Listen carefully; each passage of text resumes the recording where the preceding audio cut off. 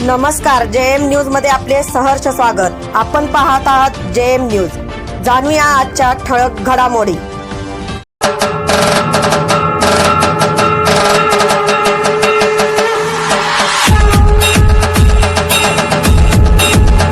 Republican party of India Athawale या पक्षाच्या वतीनं दिनांक 20 रोजी वार मंगळवार पक्षाचा भव्य असा मेळावा जत मंगळवार पेठेतील बाजारपेठेमध्ये गांधी चौक या ठिकाणी आम्ही मेळावा आयोजित केला आहे। तत्पूर्वी भव्य अशी मोटरसायकल रॅली जत शहरातून निघणार आहे आणि ती रॅली आपले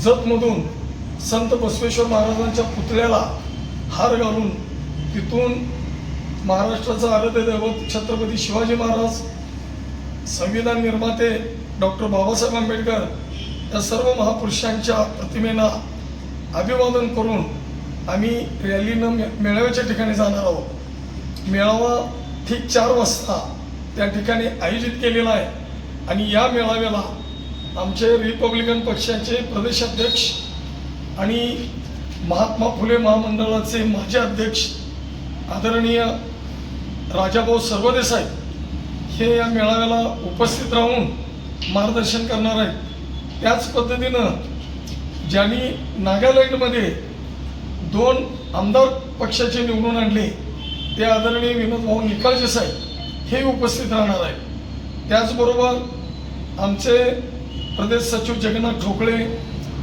राजेंद्र खरात, सेवेत पदम आणि सांगली जिल्ह्यातील सर्व तालुकाध्यक्ष, जिल्ह्याचे सर्व पदाधिकारी या मेळाव्याला उपस्थित राहणार आहे। मेळाव्यामध्ये जत तालुक्यातील दीन, दलित, आदिवासी, व्यापारी बांधव, वंचित जे घटक आहेत त्यांच्यासाठी हा मेळावा आहे।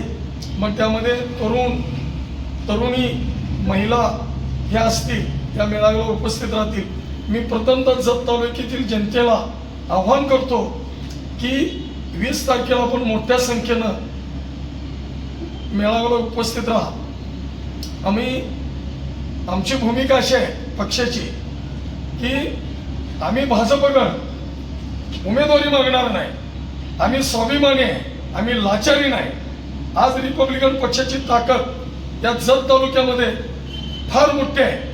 आज माणिकनाळ असेल, इकडे बेवनूर असेल, इकडं बुगवाड असेल, उमराणी असेल, या 111 खेड्यावाड्या वस्तीवर रिपब्लिकन पक्षाची ताकद आहे। या पक्षामध्ये फक्त दलित बांधव आहेत असं नाही, जनरल समाजातील लोक आमची पदाधिकारी, कार्यकर्ते प्रत्येक गावामध्ये मोठ्या संख्येनं आमच्या बरोबर समाज बांधव, तरुण असतील, तरुणी असतील, महिला असतील, वडीलधारी मंडळी असतील या पक्षात आहेत आणि या पक्षाची भूमिका या लोकांना पटलेली आहे।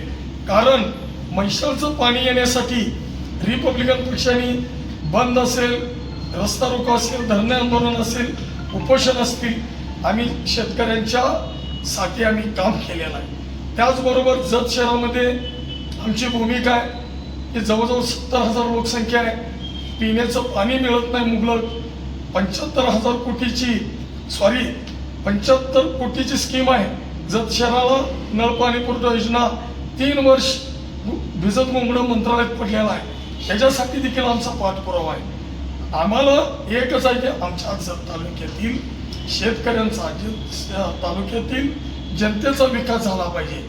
रस्ता झाला म्हणजे विकास नाही, त्याकरता ज्या मूलभूत गरजा आहेत, आता तरुण मुलं आहेत त्यांना हाताला उद्योग नाही, यासाठी आम्ही उंदी या ठिकाणी आम्हाला आरांगीत MIDC पाहिजे शासनाकडून। त्याचबरोबर जत तालुका एवढा भला मोठा आहे की आज कडेगाव सारख्या ठिकाणी तुम्ही 3 तालुके करताय, मग माझ्या जत तालुक्यात तुम्ही का करू शकत नाही? म्हणून आमची मागणी उमदी आणि माडगा हे तालुके झाली पाहिजे, हे आमची प्रामुख्याने मागणी आहे। आज संघ अपर कार्यालय झालंय पण त्या ठिकाणी भूमी अभिलेख ऑफिस नाही, इतर ऑफिसेस नाहीत, ते ऑफिस झाले पाहिजेत ना। जतची जनता पूर्व भागातली जनता जतला येते.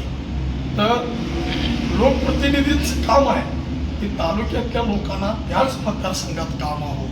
ही भूमिका कधीच कोणी मानली नाही, म्हणून आम्ही यामध्ये उतरत आहोत. आज परिस्थिती बदललेली आहे.